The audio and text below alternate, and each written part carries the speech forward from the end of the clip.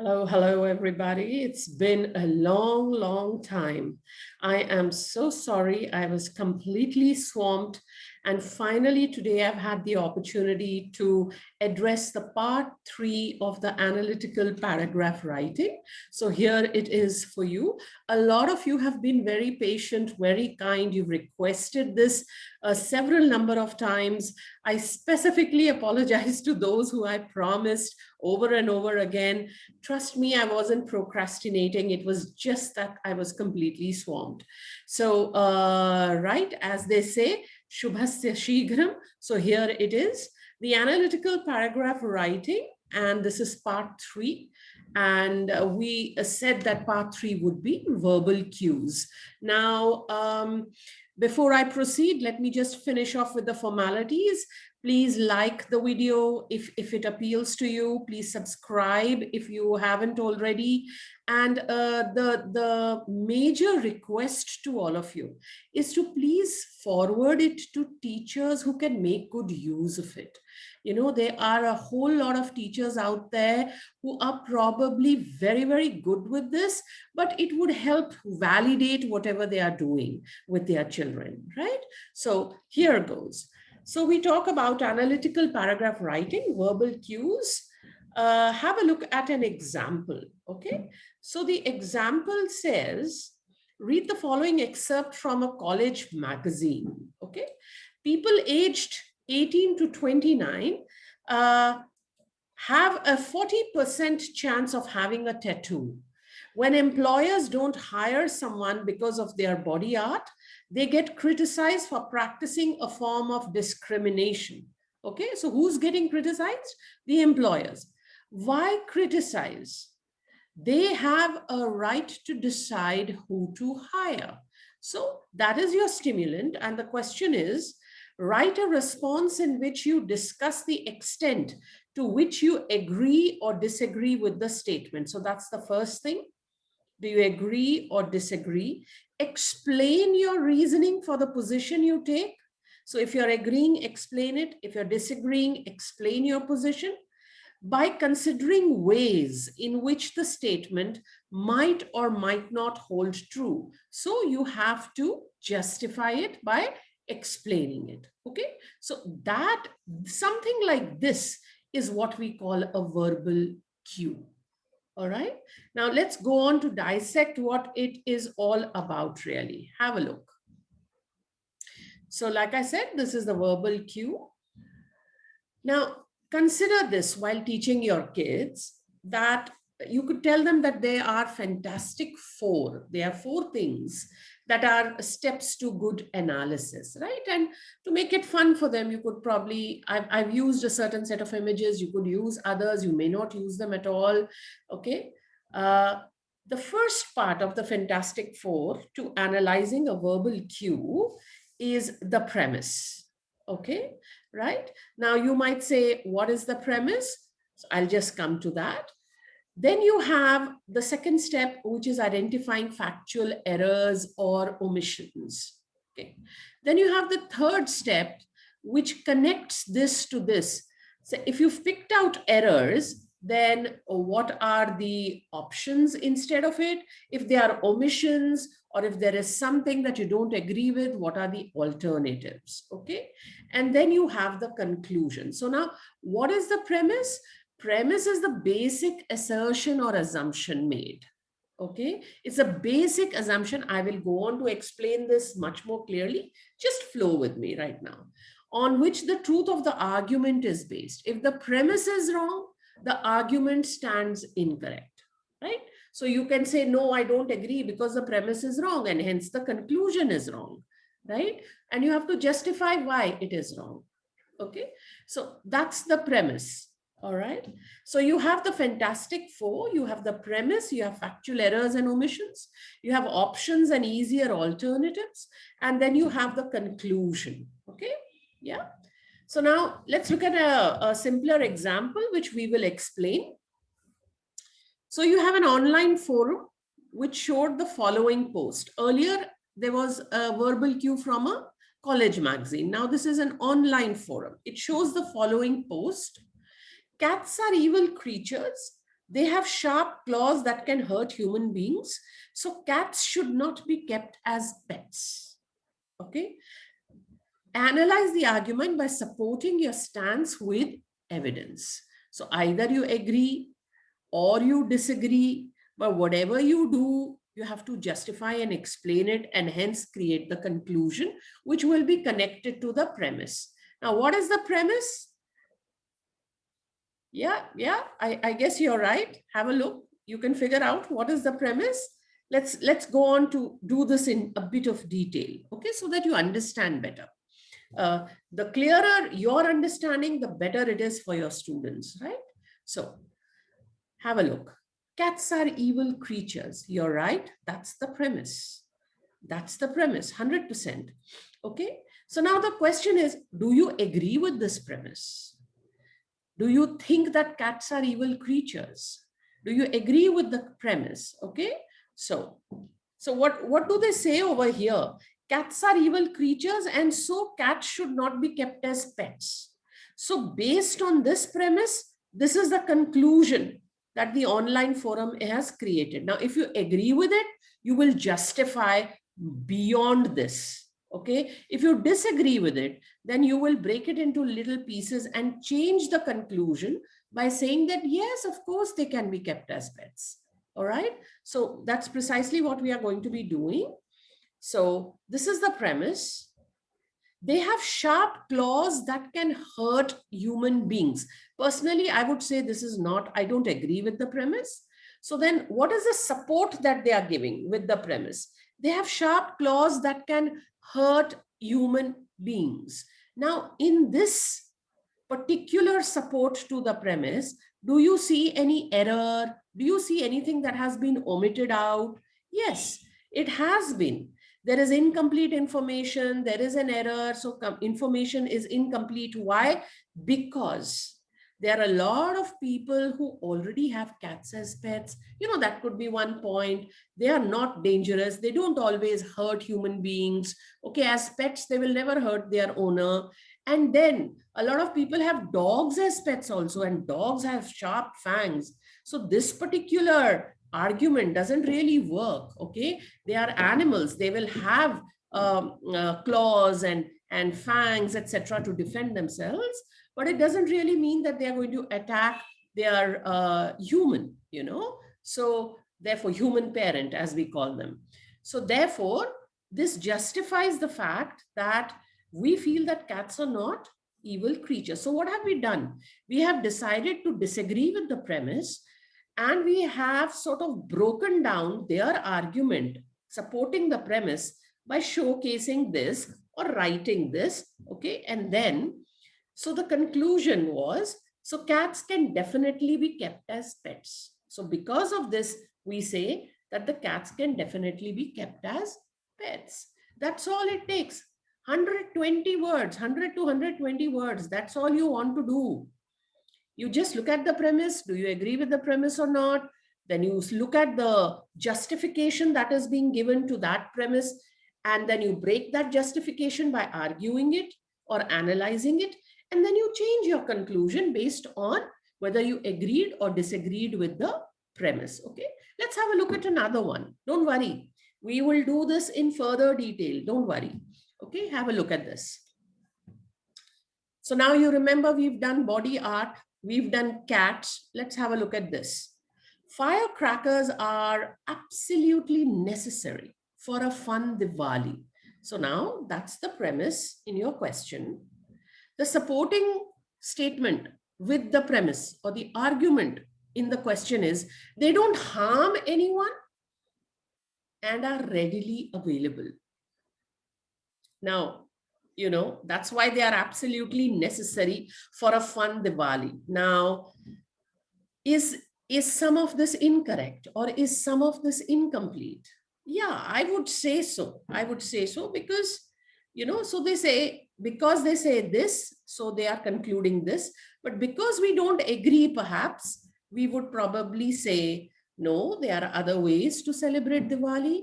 No, of course, crackers will cause pollution. oh no, they cause not only air pollution, but noise pollution as well.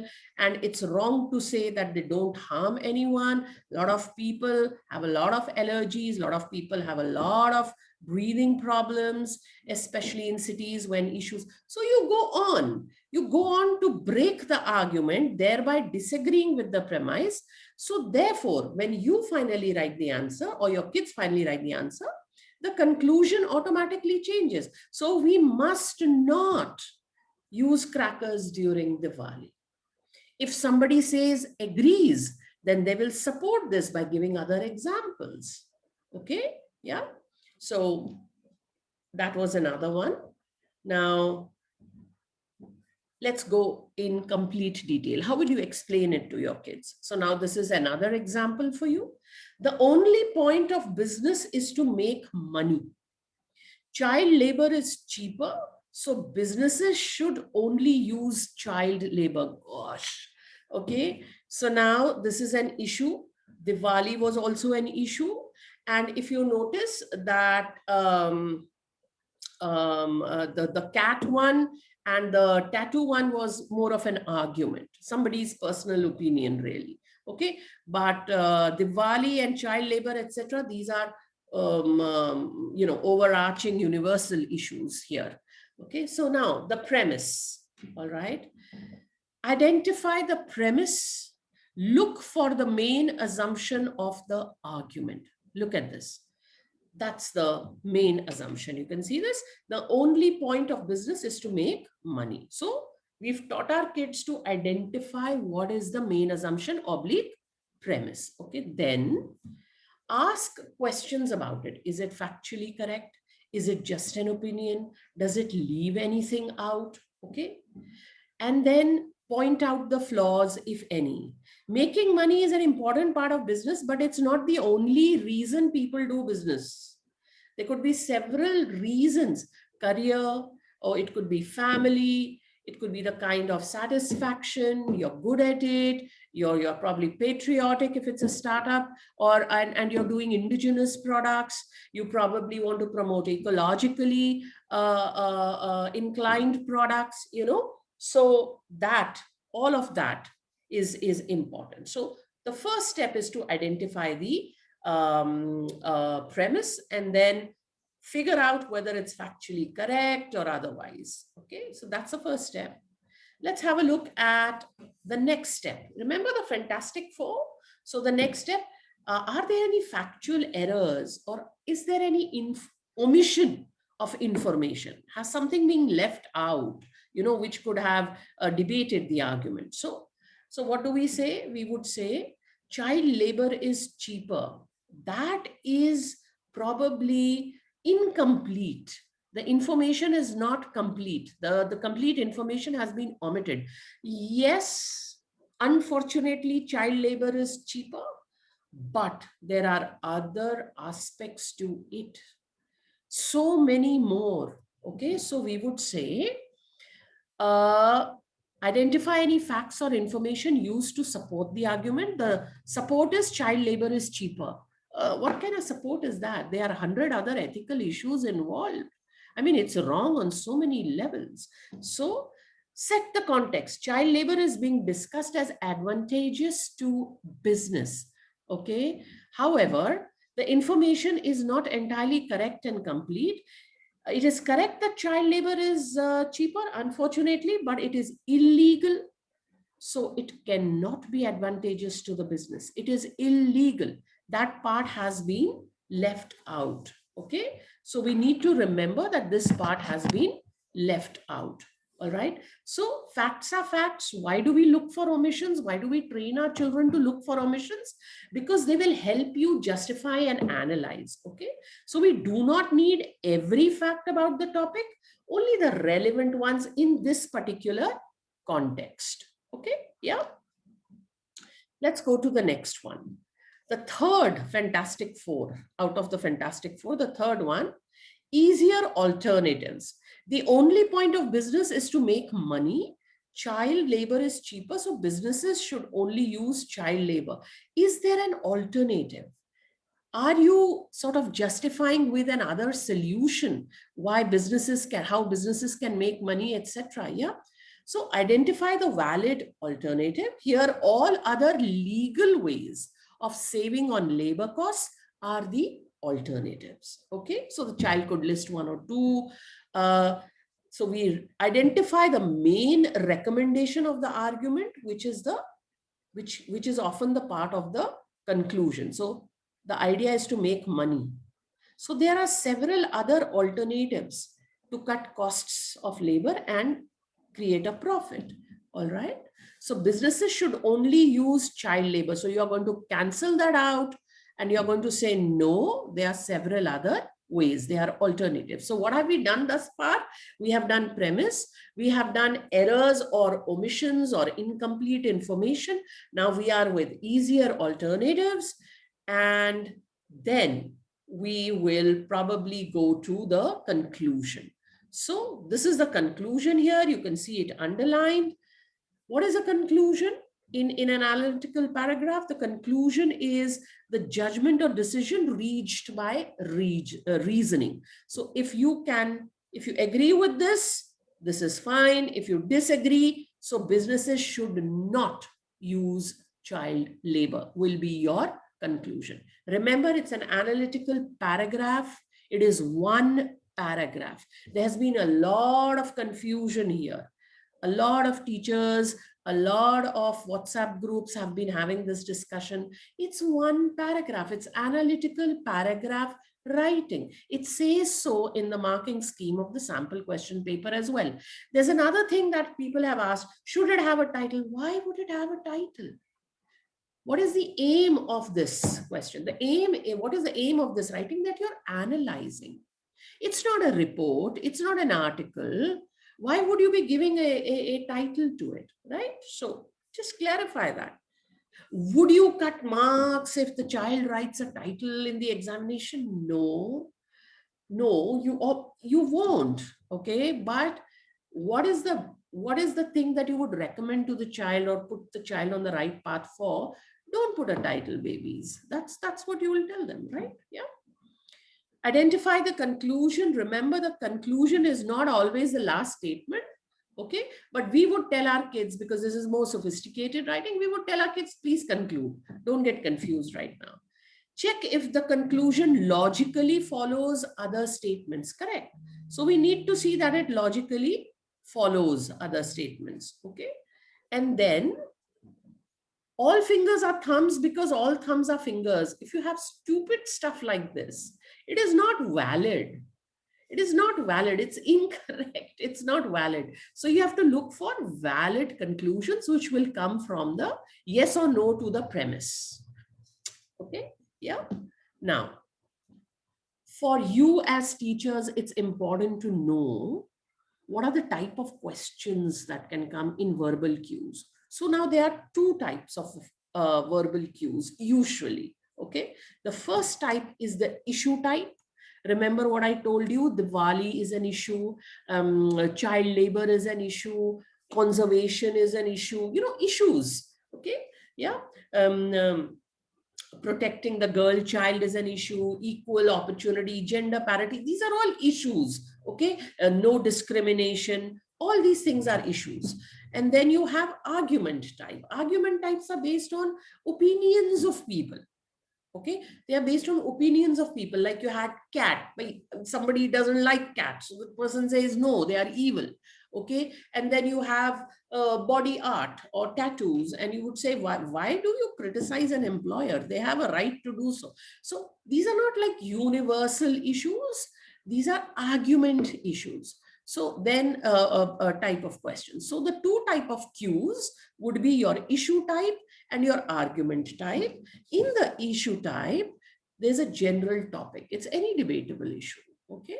And then in an argument type, it's a case presented by the author or the writer or the speaker. It's unique to that one person. Okay. Yeah. This basically has real world examples that support the stance. And this is one's own examples, their own personal experience based on which they are creating that argument. Okay. And then the concluding sentences involve writing a sentence agreeing with the opposing viewpoint. Okay. And over here, the conclusion could be anything. You could express your analysis in favor of, against, either which way. Let's do some of this. Let's do each kind of example. So you have the very same kind of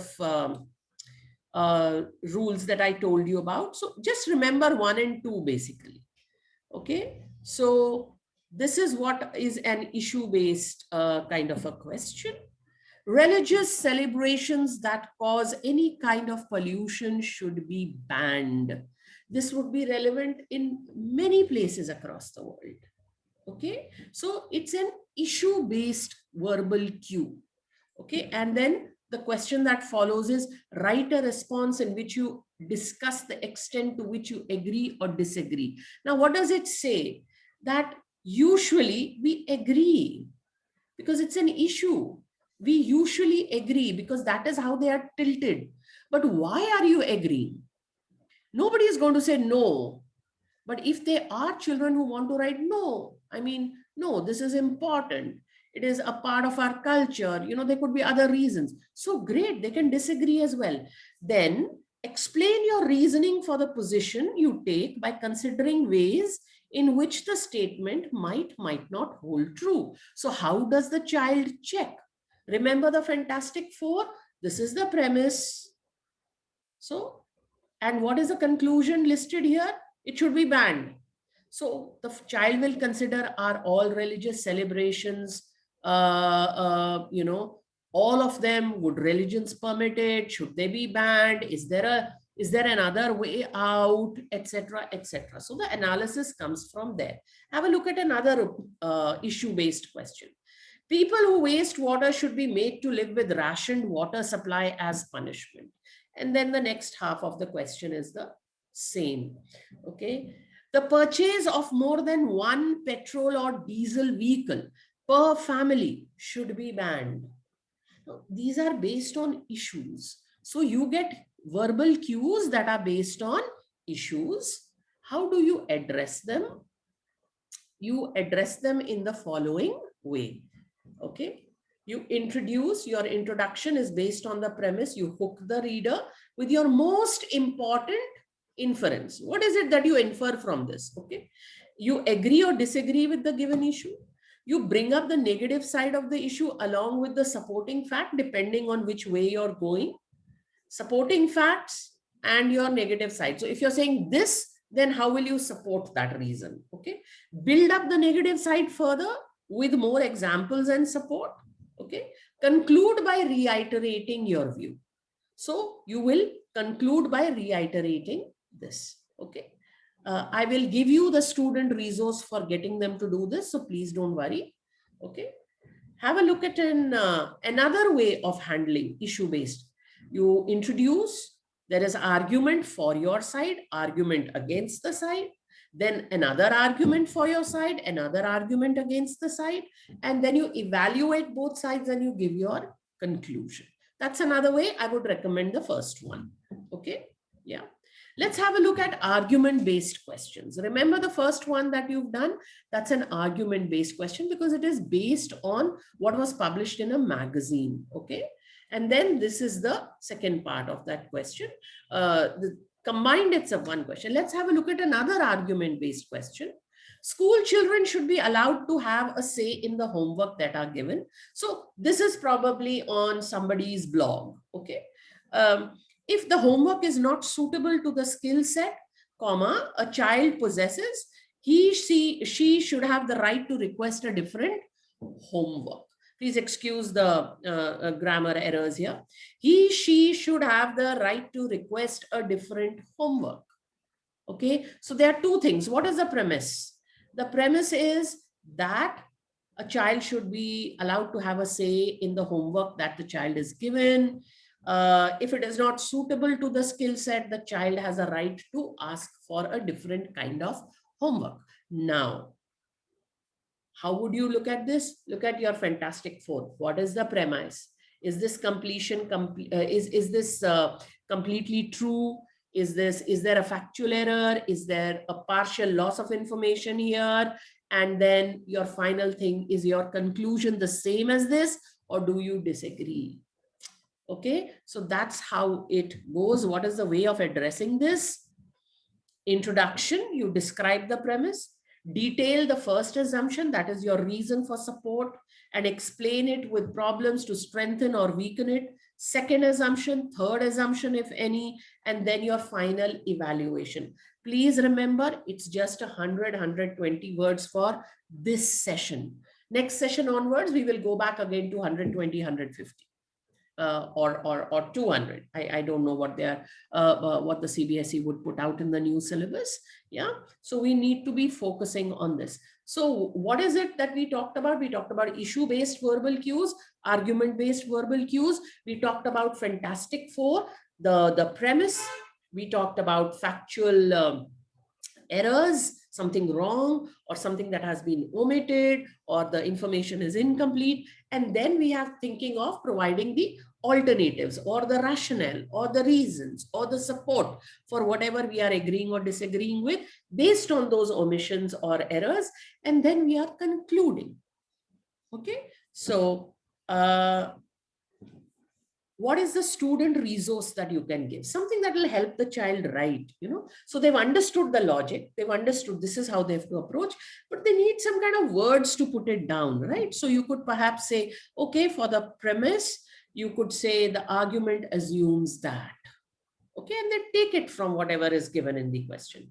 And then the premise is correct and provides a strong base, or the premise is incorrect and has a weak base, so the child builds it.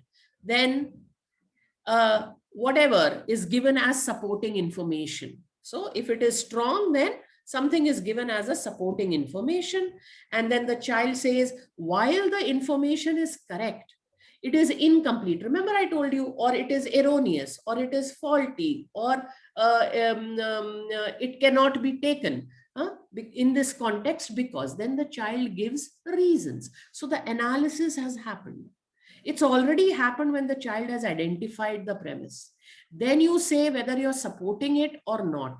And if you're not supporting it, you would say the information that is given in support of this argument is not complete, or it's incorrect because, etc., etc. Remember I told you, even cats are loving, dogs also have fangs, so that.